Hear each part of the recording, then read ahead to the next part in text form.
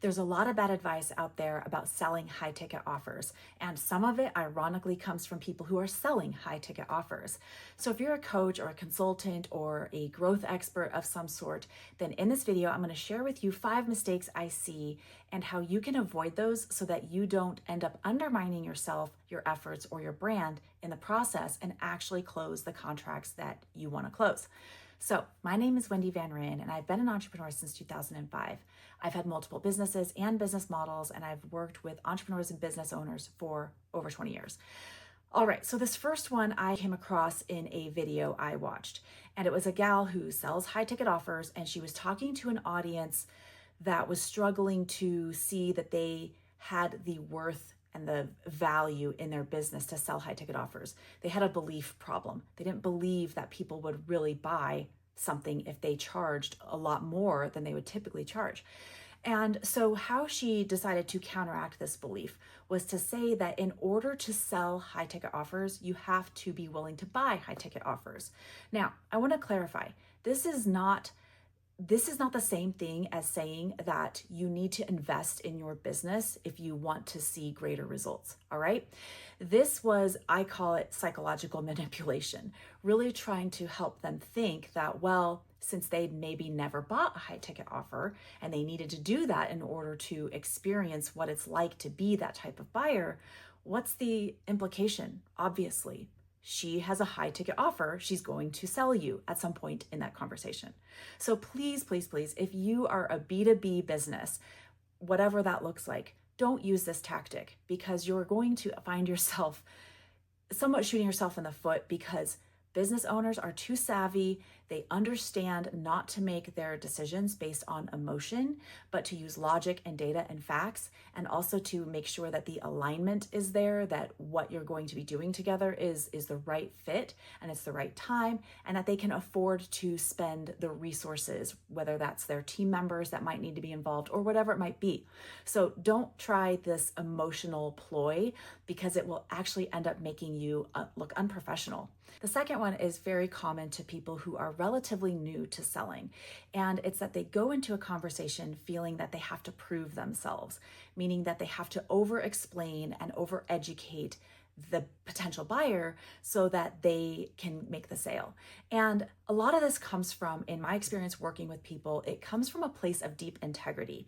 They want that other person to know that they're not a snake oil salesman. They're not there to just take their money and not give them the results. They have a deep investment to making sure that that person knows that they're going to give them 100%, right?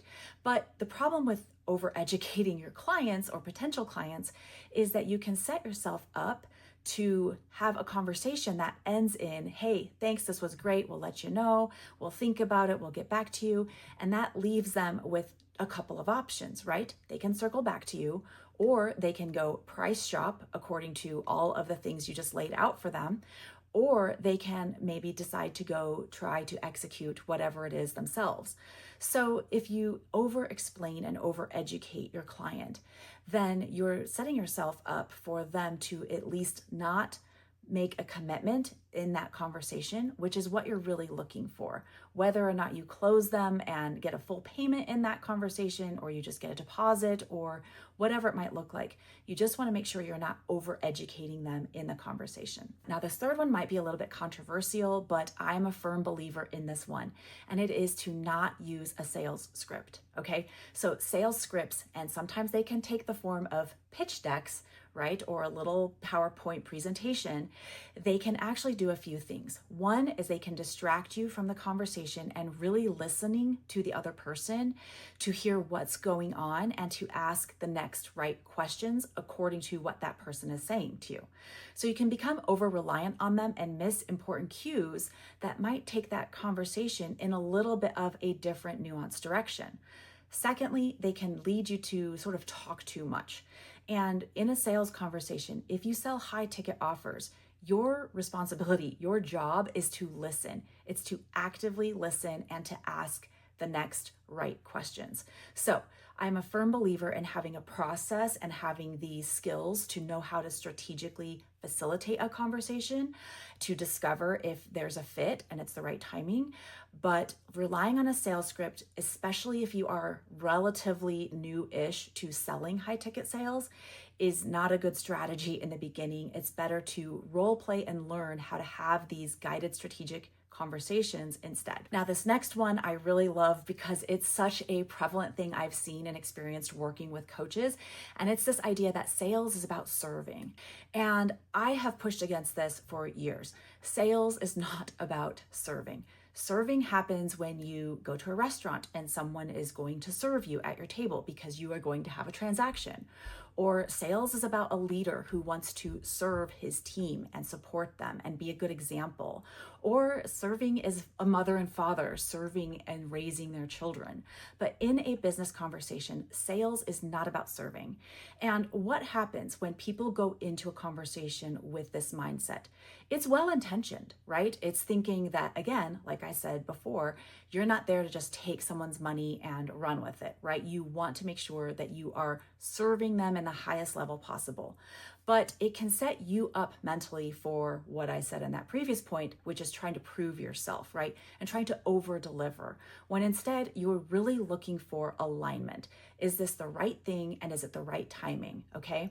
And is it the right offer? I mean, there's a whole lot of, is it the right fill in the blank? But the gist of it is that you really want to make sure that you have alignment. And that's what I say. Sales is about alignment and agreement to move forward and take the next steps. Now, this last one is also maybe a little bit controversial, but we're still early stage with AI and chatbots and technology. And I stand on this right now where the market's at, that high ticket sales are not best done by chatbots or AI tools.